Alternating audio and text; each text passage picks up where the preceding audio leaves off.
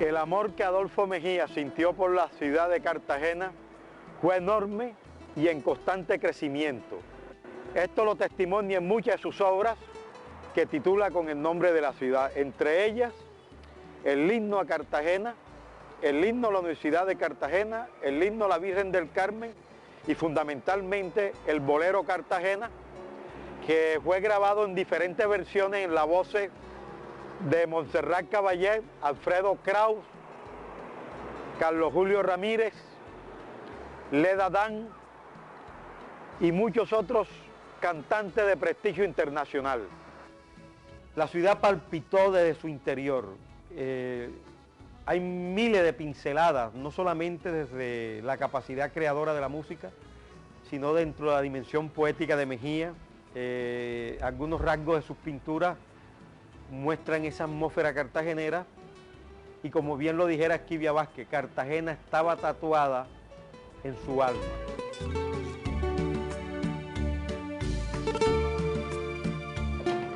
Adolfo Mejía llegó a Cartagena cuando tenía 11 años y desde que la cúpula de San Pedro Claver apareció en el horizonte, la ciudad lo cautivó de por vida.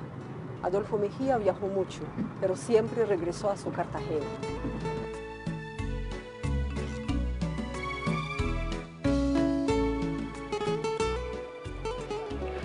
Adolfo Mejía nació aquí en San Luis de Cincé, Sucre, el 5 de febrero de 1905, en la familia de Adolfo Mejía Valverde, que era relojero y orfebre de Mompox y a la vez músico, y la señora Francisca Navarro, una mujer muy sensible al arte de los sonidos.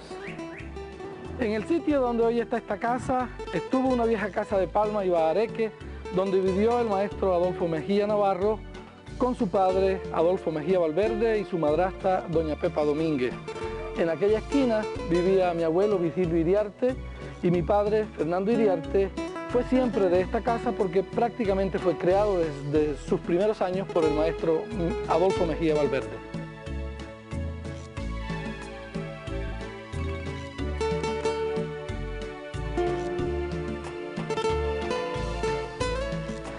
Adolfo Mejía Valverde era joyero, músico, malabarista y en algún momento de la historia de este pueblo no hay duda de que fue el músico más sobresaliente. Inclusive estuvo al frente de un pequeño grupo musical en el que él interpretaba el tiple y Adolfo, su hijo de 8 años, interpretaba la guitarra.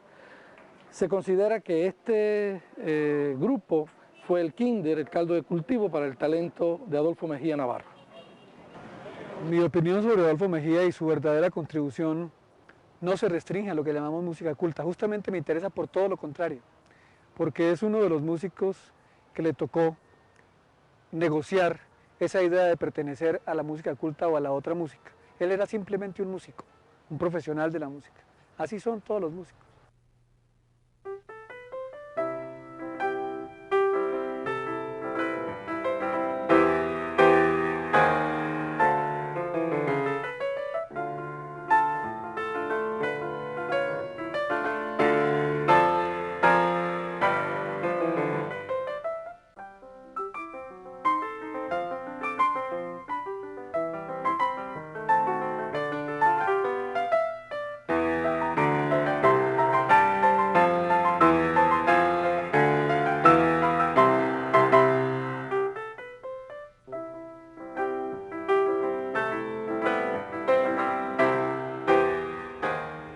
Mejía fue un hombre de una vasta formación cultural, habló varios idiomas, inclusive yo he encontrado algunos registros de su escritura en sánscrito, hablaba árabe, griego, alemán, francés, italiano e inglés. y por supuesto la lengua del patio. Él fue un hombre de profundas convicciones filosóficas y teológicas, pero no estuvo encerrado en el catolicismo. Estuvo buscando verdades en diversas fuentes.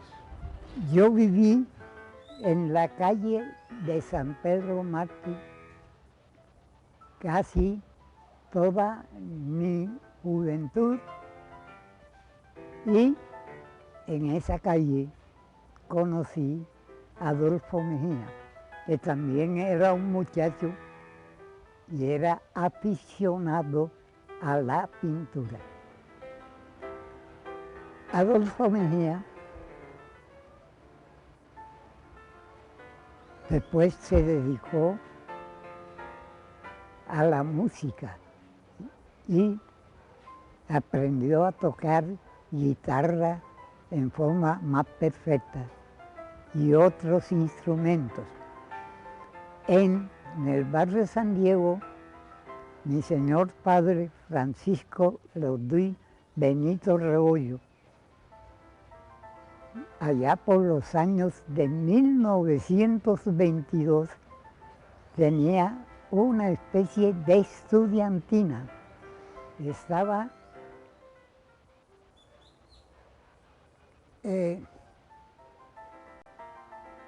Camacho y Cano, que también hizo parte de la estudiantina que después se llamó Jazz Band Leoduy y después fue creciendo, hizo parte también de esa orquesta. La orquesta, él estuvo en la estudiantina de Rebollo, donde también estuvo Víctor Turpin en la flauta, hizo parte de la orquesta Eureka, que dirigía Juan de Adechederra, y posteriormente en la orquesta Jazz Band Leoduy. Hasta el día de hoy, por lo que me dice la archivística, es la primera orquesta de jazz que se da en Colombia en 1923. Adolfo Mejía es heredero de una tradición occidental. Estudió en la escuela de la Universidad de Cartagena desde 1918. Se matriculó con el profesor Fernández, que hizo sus estudios en Europa, y aquí formó una nueva escuela para escudriñar los valores vernáculos colombianos y del Caribe.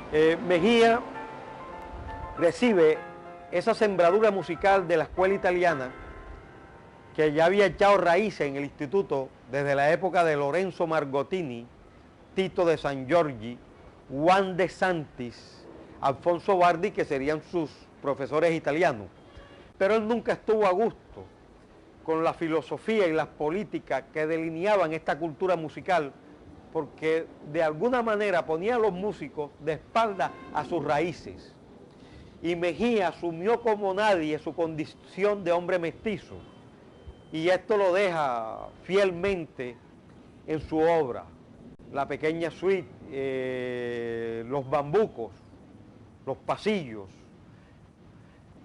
Para mí Mejía es el compositor que abre ese camino de propuesta nacionalista a partir de la música. Un día cualquiera, Adolfo Mejía obtuvo una amistad con la familia Lemaitre, con el viejo Daniel Lemaitre, que era erudito.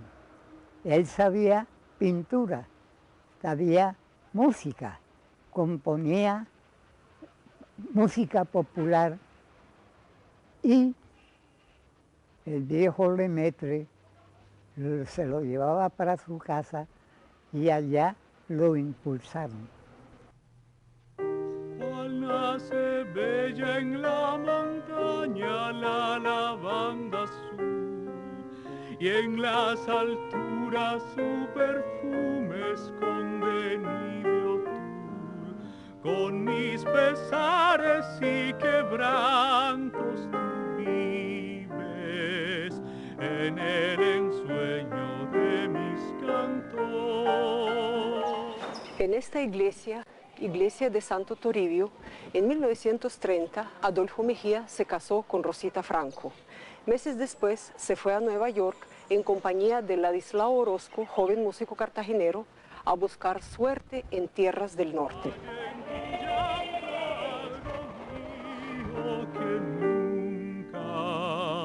Que nunca, nunca he de ver yo. En mi locura, en mis sueños, en mis tristezas de amor, yo sé que en vano te canto, pero ¿qué quieres si te amo tanto? Mejía llega en marzo de 1930 a Nueva York, va en compañía del violinista Ladislao Orozco Figueroa y vive en la metrópoli durante 3 años. Él hizo parte del trío Albéniz, que era el trío de planta de la National Broadcasting Company. Mejía grabó para la Columbia y para la RCA Victor. El trío Albéniz lo conformaron el mandolinista argentino Teric Tucci, guionista de música para películas de Gardel, el laudista catalán Antonio Francés y Adolfo Mejía en la guitarra. En la revista Rapsodia salió una entrevista con Teric Tucci que dice que Adolfo Mejía fue fundamental para el trío que se desintegró después de su salida.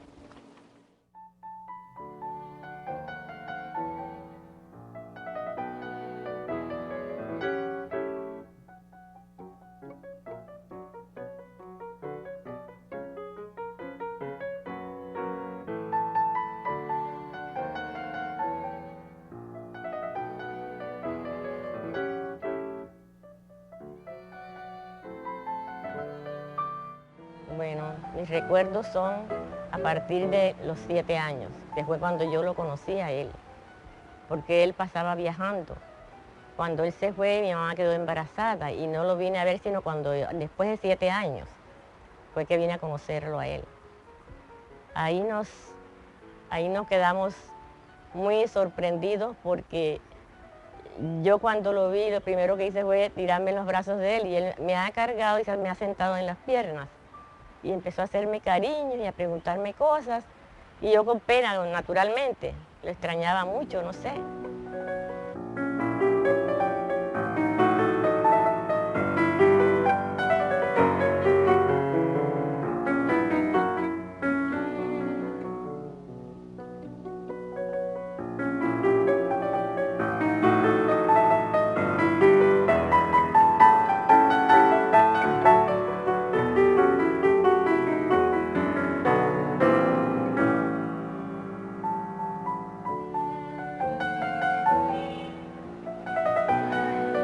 Del matrimonio de Adolfo Mejía y Rosita Franco entre 1930 y 1953 nacieron 4 hijos: Lidia, Adolfo, Trini y Manolo.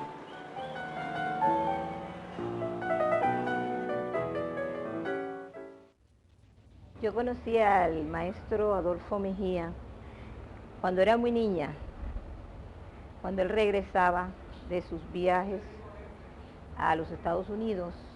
Él viajó con mi padre quedó allá y él regresó.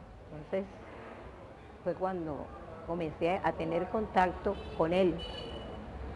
Además, porque era mi padrino y hacía parte de mi familia. La esposa de él, Rosa Franco de Mejía, era prima y mi madrina también. Mi mamá trabajó todo el tiempo mientras él estuvo fuera. Y así venía, se iba, encontraba un hijo o lo dejaba listo para cuando volviera. Y así fue la vida de él y mía, pues, en esa época, en esa edad ya de niña. Pasamos a adolescente. Llega la época en que él está en la escuela de música y todos estamos estudiando. Mi hermana Trini, piano, yo estudiaba piano también. En 1933, Adolfo Mejía regresó a Cartagena y pocos meses después se fue a trabajar a Bogotá como bibliotecario de la recién creada Orquesta Sinfónica Nacional. La invitación fue hecha por su director, Guillermo Espinosa Grau. Con un pequeño salario, el bibliotecario era en realidad un copista, un arreglista con tareas abrumadoras.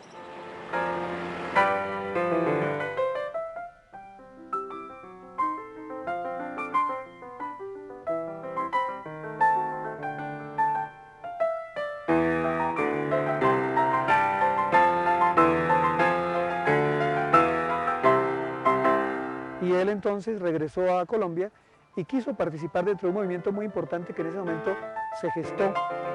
En realidad me desdigo un poco, no fue muy importante, quiso ser muy importante, que fue el nacionalismo musical de tipo sinfónico.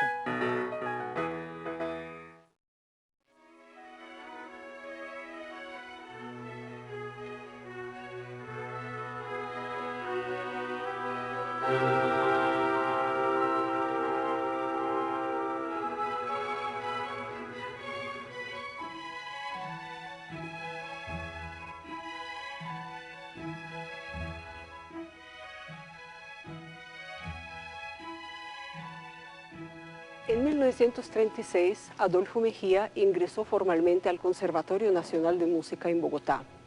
En aquella época, el director de la institución era Antonio María Valencia. Adolfo Mejía tomó los cursos de armonía, contrapunto e historia de la música con los profesores Gustavo Escobar Larrazábal, Jesús Bermúdez Silva y Andrés Pardo Tovar, respectivamente. En 1938, Adolfo Mejía participó en el concurso de Ezequiel Bernal. Y Mejía participa en ese premio, el premio que se convoca en el año 38, un año que fue importante por la celebración de la fundación de Bogotá. Eso motivó muchas manifestaciones culturales y entre ellas este concurso. Mejía participa y gana el concurso compartido con Jesús Bermúdez Silva, un músico que tenía una formación académica mucho más sólida que la de Mejía.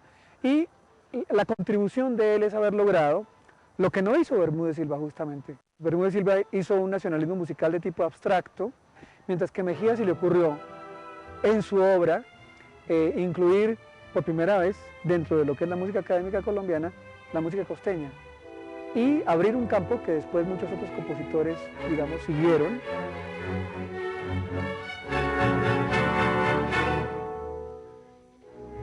La pequeña suite para mí es el legado artístico, el compendio general de música colombiana. Lograr un bambuco, como lo logra el maestro Mejía en la pequeña suite, creo que no ha sido superado. Yo creo que Mejía logró lo que no pudieron lograr por muchas razones ni Uribe Holguín ni Antonio María Valencia. No hay que ser puristas para saber que lo que hizo Adolfo Mejía está bien hecho.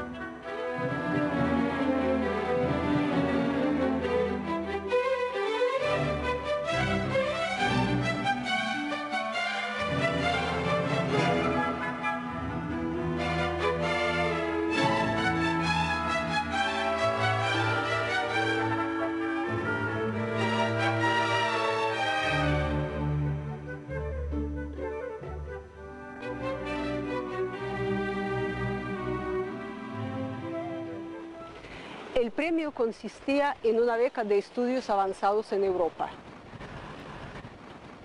Adolfo Mejía eligió a Francia y se fue a París a estudiar en la Escuela Superior de Música con Nadia Boulanger y otros profesores.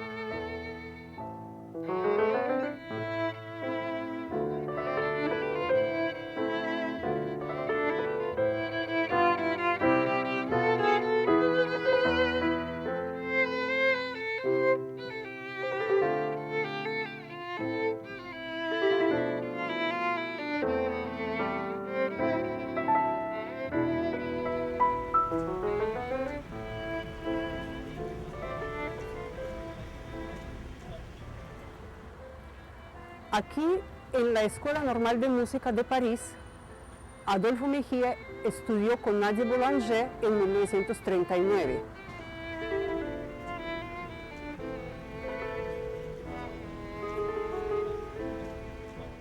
Desafortunadamente, en Europa irrumpe la Segunda Guerra Mundial y él tiene que emigrar primero al sur de Francia y después a Italia. Y Mejía en Italia toma un barco brasilero, que era un barreminas, entre otras cosas, y se viene de Europa y llega hasta el Brasil.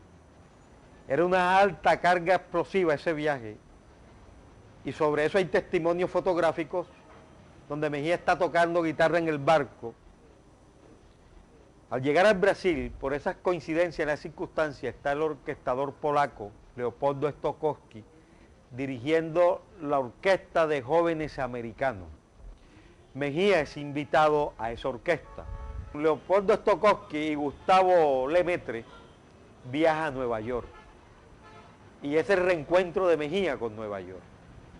Aquí dura un tiempo, después regresa a Cartagena y pasa a ser el técnico musical de la Sociedad Pro Arte Musical en los conciertos sinfónicos que se realizan desde 1945 hasta 1963.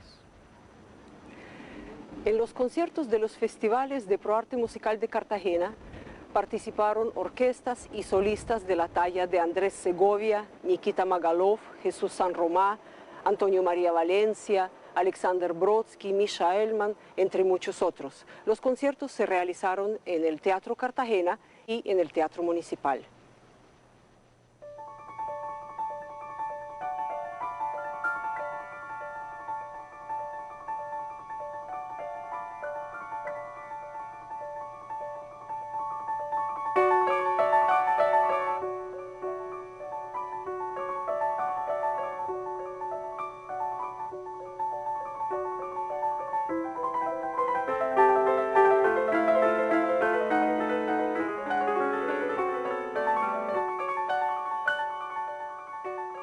El artista español Nicanor Zabaleta en el Festival de 1949 estrenó Luminosidad de Aguas, una obra para arpa compuesta por Adolfo Mejía especialmente para el músico español. También participaron la Orquesta Sinfónica de Guatemala y la Orquesta Sinfónica Nacional, dirigida en varias ocasiones por Adolfo Mejía. Después, cuando ya se quedó aquí en Cartagena, fue cuando entró a la Escuela de Música, como profesor de armonía y profesor de guitarra en la Escuela de Música, que estaba en ese entonces de directora doña Josefina de Santis de Moral, era la directora. Ahí trabajó él y entonces ya mi mamá deja trabajar y entonces él era el que sostenía la casa. Haber sido alumno del maestro Adolfo Mejía es algo muy especial por tratarse de la persona que era. Yo lo que sí recuerdo muy específicamente era la forma como él decía, él cogía la guitarra y decía, vamos a ver. Entonces ponía su cuaderno, cogía el lápiz, miraba un momentico al cielo y se la daba, y en un santiamén escribía todo un ejercicio y en algunas ocasiones piecitas cortas. Gran talento de Sion. No solamente lo conocí, sino que he dirigido sus obras, íntima, y tiene otras cosas, una suite, pequeña suite, yo la he dirigido, sí. Muy amigo, lo conocí una tarde en Cartagena, cuando estaba Andrés Segovia. Usted se acuerda que Adolfo era un gran guitarrista, y le digo que no se quedó atrás, una mano a mano, increíble, los dos. La creatividad de Adolfo Mejía, el gusto con que elabora un discurso musical no prefabricado, es impresionante. Como guitarrista creo que fue de las personas fuera del común que hemos tenido. Una de las piezas más populares para piano de Adolfo Mejía es la danza Pincho, dedicada a Augusto de la Espriella, conocido como Pincho, y compuesta en estos momentos de inspiración de los cuales no quedan las fechas, solo la música.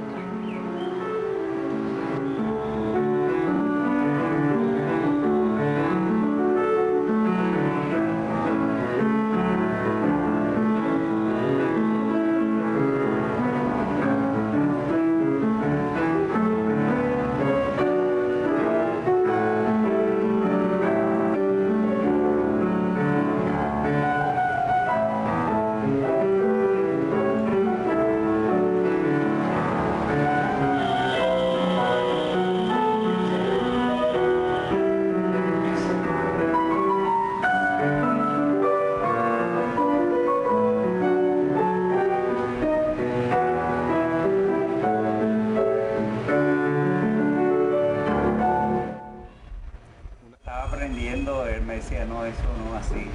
Entonces comenzaba a marcarme el compás. Y así fue. Una dificilísima para la mano izquierda. Sí, claro. Yo estaba tocando el piano y llegó el maestro Mejía, me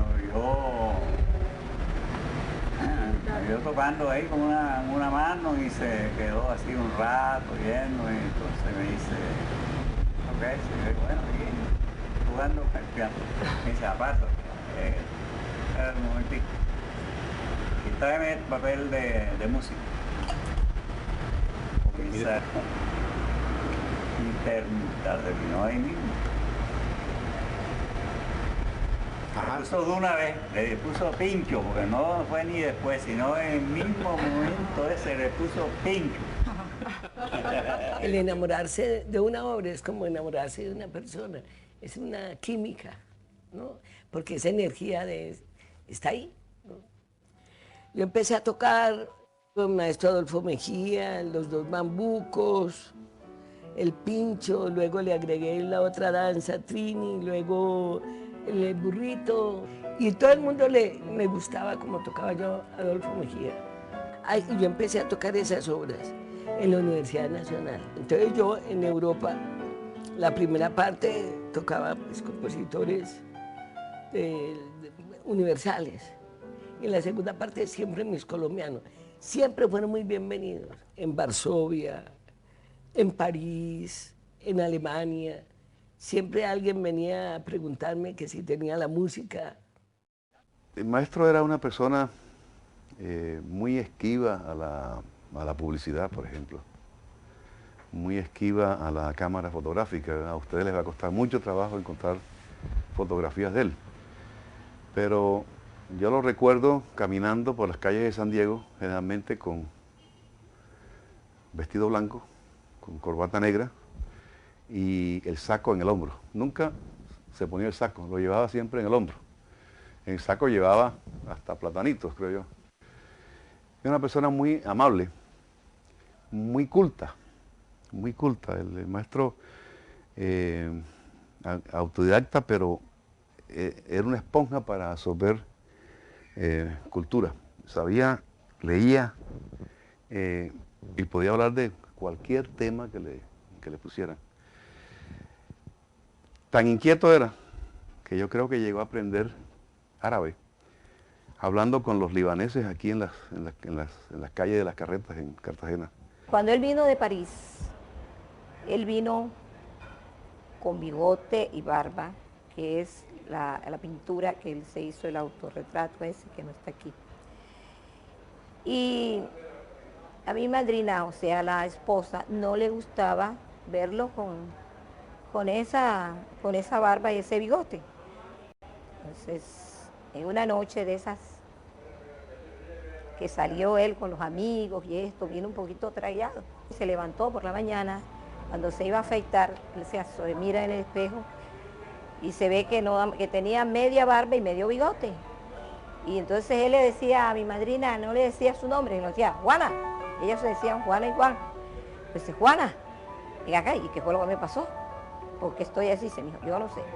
Tú viniste anoche con medio bigote y media barba.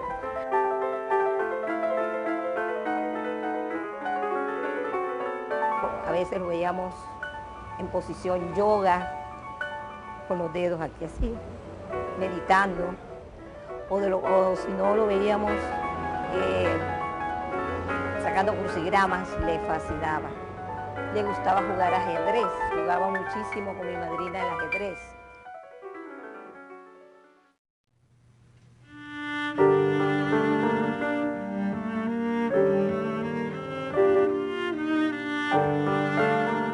Adolfo Mejía tenía un alma profundamente mística, panteísta y fatalista. Desde muy joven creía en la estética armónica musical basada en las matemáticas. Posteriormente estudió numerología y los aspectos metafísicos del espacio y el tiempo y los relacionó con su mundo esotérico de la siguiente manera.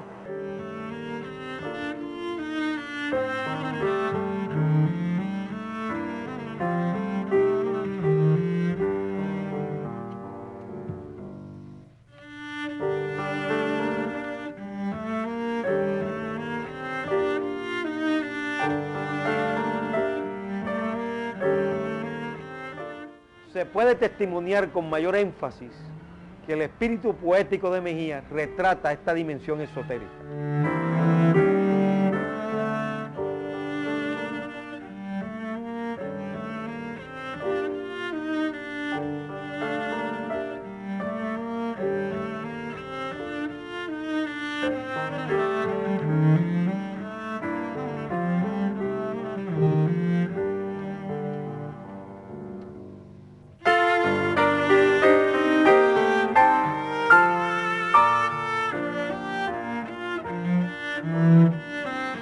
Según Alberto Lemaitre, un amigo de Adolfo Mejía que escribía bajo el seudónimo de Mr. Toyo, el maestro lo inició en el estudio de las ciencias ocultas, las cuales eran su predilección.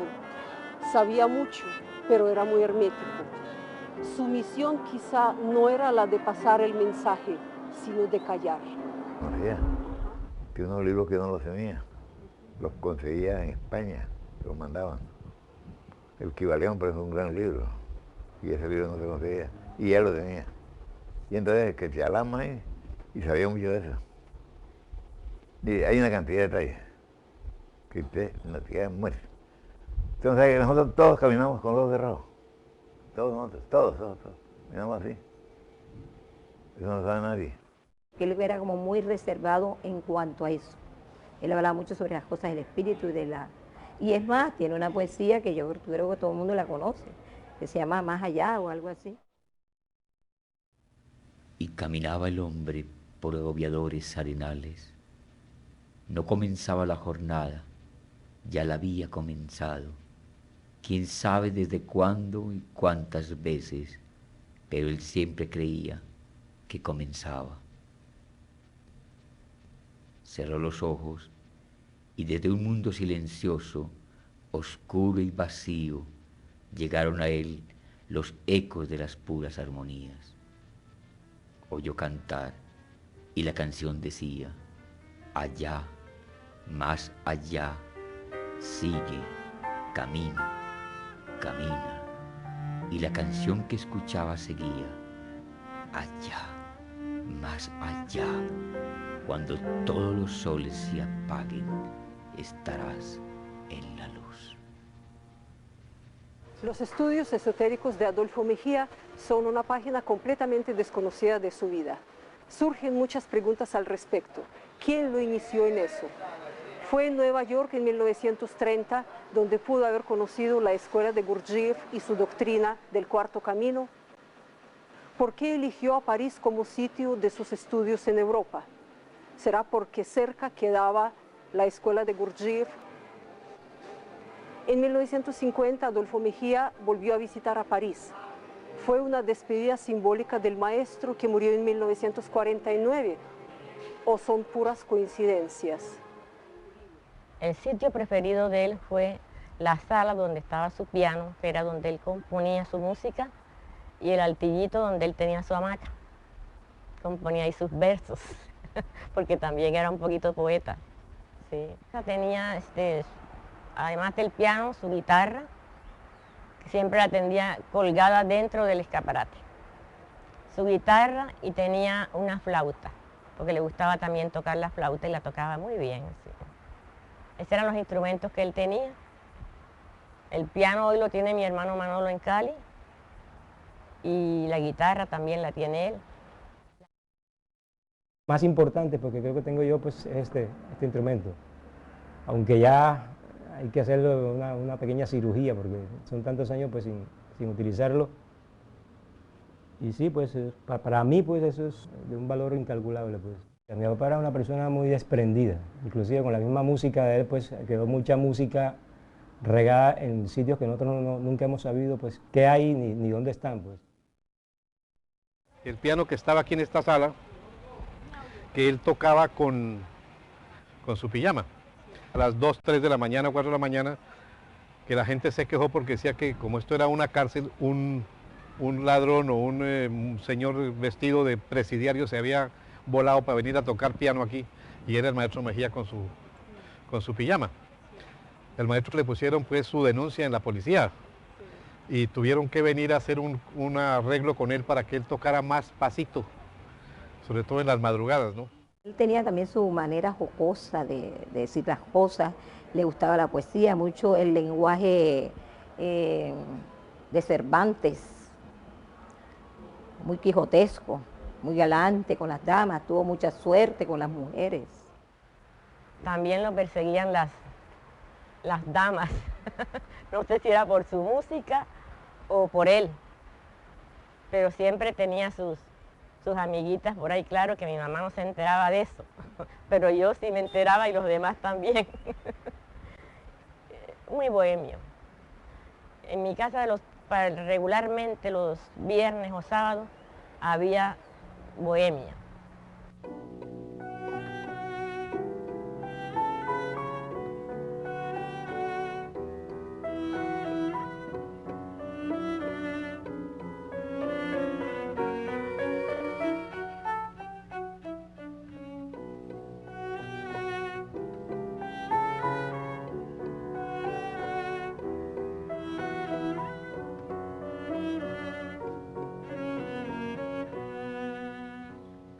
Amigos de él fueron Daniel Lemaitre, don Daniel Lemaitre, Gustavo Lemaitre, hijo, Ricardo García, guitarrista, Agustín Erazo tocaba mandolina, Alfredo Villamarín, que fue de los últimos, porque era el más joven. Ese era el grupo que se reunían en los patios de Doña Candita. Y también en Manga, en el Patial, en la casa de Mr. Toyo.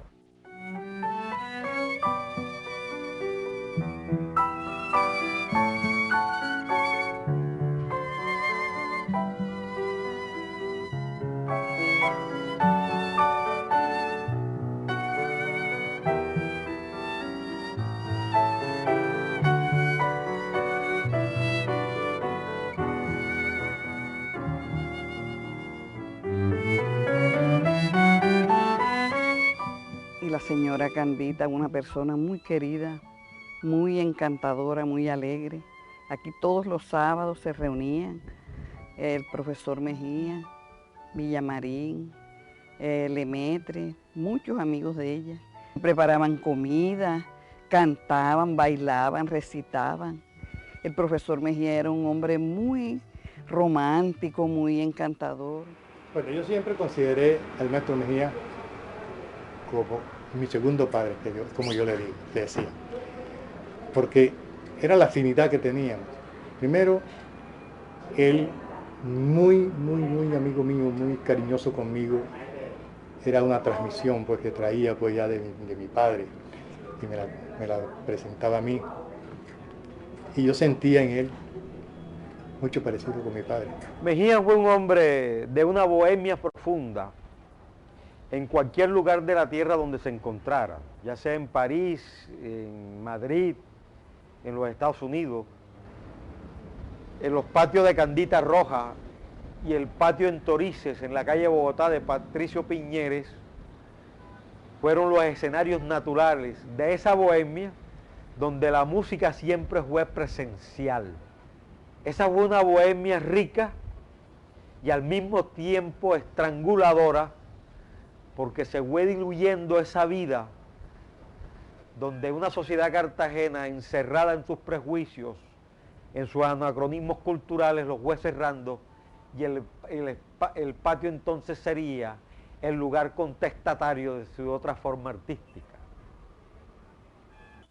En este patio concurrieron personajes de la talla de Gabriel García Márquez, su hermano Gustavo, Joaquín Piñero Corpas, Berenice Chávez, Gilberto Delgado Iglesias, el intérprete del bolero Cartagena. La reunión donde estuvo Gabo, allá de Candita, se dio un sábado en la tarde. Yo le dije a Gabo, mira Gabo, allá donde Candita se va a reunir el Martín Mejía, Gustavo Lemaitre, Ricardo.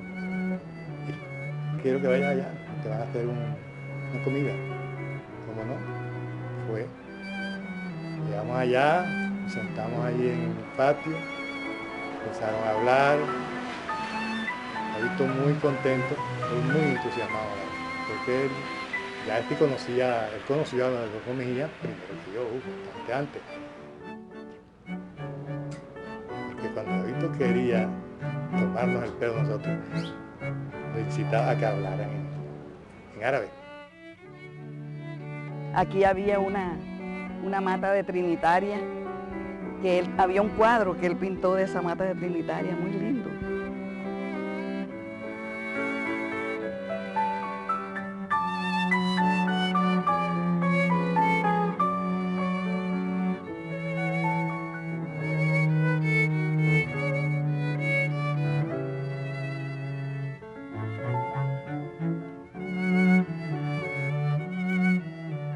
Él pintó al Pollo, pintó al esposo de Candita, no sé qué serían esos cuadros. Un corazón de Jesús, una tinajera. Era un hombre de un fino humor y utilizó muchas veces el escenario del patio para hacer caricaturas y algunos bosquejos de sus dibujos. Sería bueno que algunas personas cercanas a este escenario contribuyeran con obras del maestro Mejía, sus escrituras musicales, su obra pictórica, para ir rescatando poco a poco lo que este hombre en vida bien supo hacer. La música y el arte fue su hábitat natural, y ese es el gran significado del patio de Candita Rosa.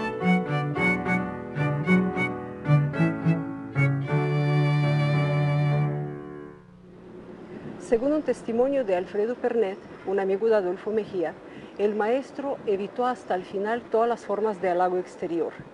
Tenía una alergia perniciosa hacia los homenajes y a las pompas, y siempre se alejó de las personas que querían hacerlo objeto de genuflexiones. En la búsqueda del sentido de su existencia y de su creación, él hizo un largo camino y sufrió una gran transformación. Antes de viajar a los Estados Unidos en 1930, Adolfo Mejía era muy extrovertido.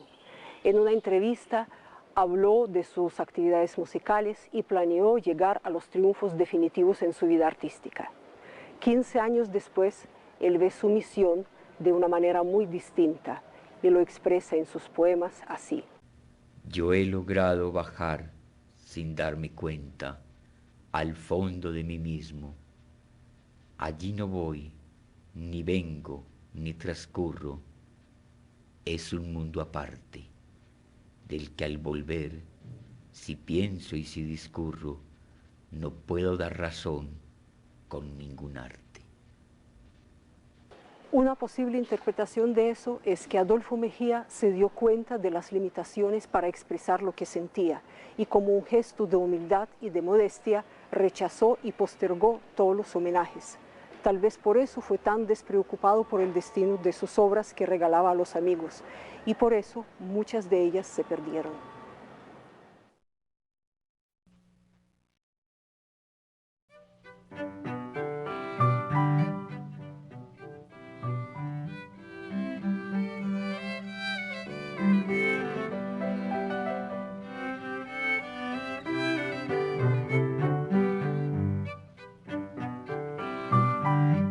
Mejía estuvo muy atento a las cosas folclóricas. Yo creo que su gran valor estuvo, Guay, en retar una cultura que se proclamaba occidental y en la matrimonio con las raíces folclóricas de su patio. Y cuando digo su patio, no solamente me estoy refiriendo al Caribe colombiano, me estoy refiriendo en extensión a todo Colombia. Y en esencia, creo que Mejía supo hacer esa síntesis, esos puentes entre músicas foráneas con músicas nuestras.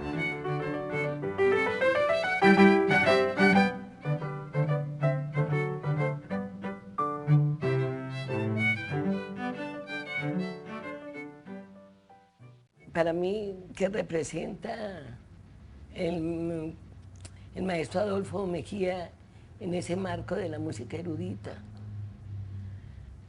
Yo no tengo divisiones.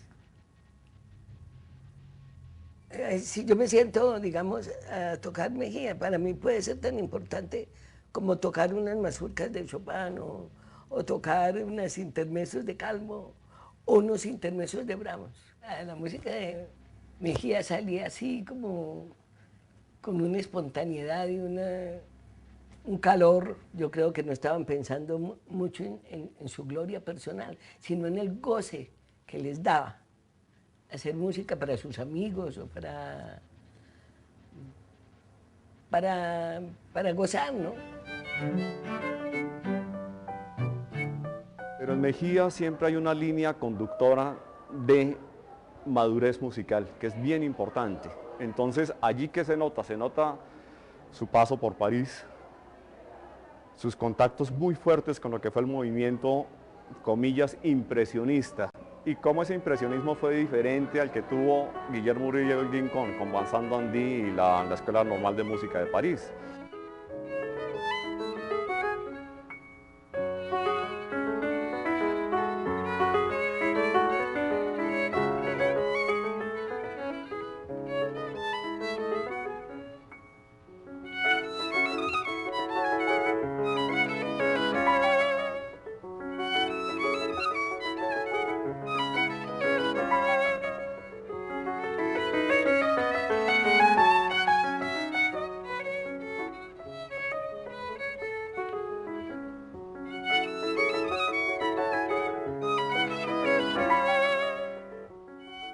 Él respetó, como nadie, esa talanquera que imponía la sociedad cartagenera, pero al mismo tiempo la desafía con sus propuestas estéticas musicales. En la obra de Mejía hay burla, y hay un referente histórico profundo cuando él le compone al poeta Luis Carlos López, que fue otro hombre que se burló hasta la saciedad de una sociedad rancia, de una sociedad llena de prejuicios y de anacronismos culturales. Mejía tiene una obra que titula Burlesca y tiene una obra Lopesca que también es una burla inspirada en el poeta Luis Carlos López.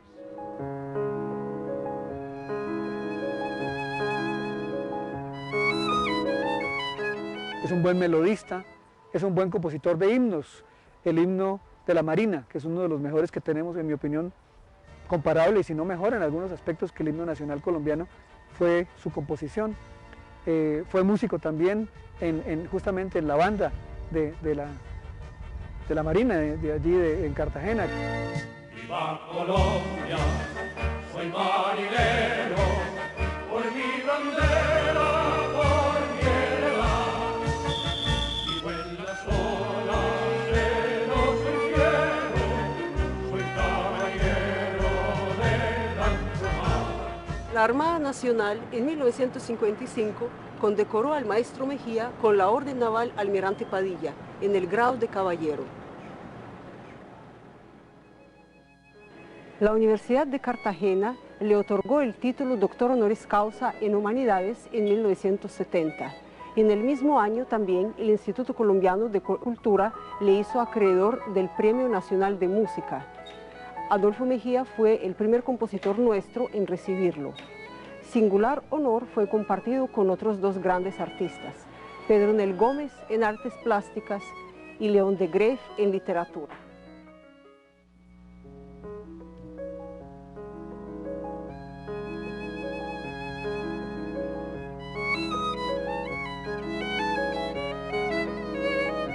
En los últimos años, serios quebrantos afectaron la salud del maestro. Víctima de una trombosis cerebral, por casi 3 años quedó recluido aquí, en su residencia de la calle Puntales, en completa inactividad y sin el contacto con el mundo exterior.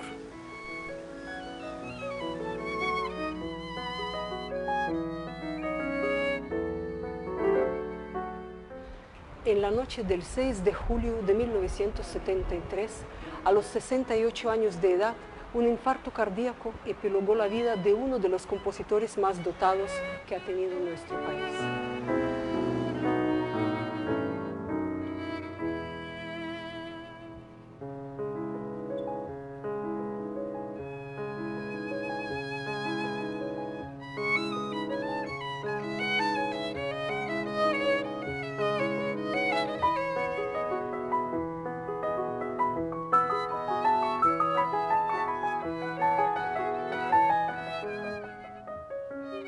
Adolfo Mejía trae este recuerdo igualmente que utilizó Bartók o Rimsky-Kórsakov u otros compositores europeos, de usar temas, aires nacionales para ponerlos en el primer nivel de una música clásica. El Centro de Documentación Musical del Ministerio de la Cultura tiene un catálogo con más de 80 obras de Adolfo Mejía, entre las cuales se encuentran 10 obras para orquesta sinfónica, 9 obras corales, 24 obras para piano y 9 obras de música de cámara. El maestro Mejía definitivamente dejó una huella imborrable en Cartagena, ¿no? ¿Cómo será que lo pusieron de hijo adoptivo de Cartagena, ¿no? Lo que pasa es que aquí la parte cultural está pero muy atrasada en lo que se llama el departamento de Bolívar o la ciudad de Cartagena, porque nos hemos vallenatizado de una forma increíble. Por eso le dije, estamos nosotros en deuda con él, inclusive en Cartagena, que hay tantas empresas grandes, ¿no? Deberían, pues, alguna de ellas rescatar esa obra y, si es posible, plasmarla en unos discos compactos, ¿no? Para que la gente tenga acceso a ellos.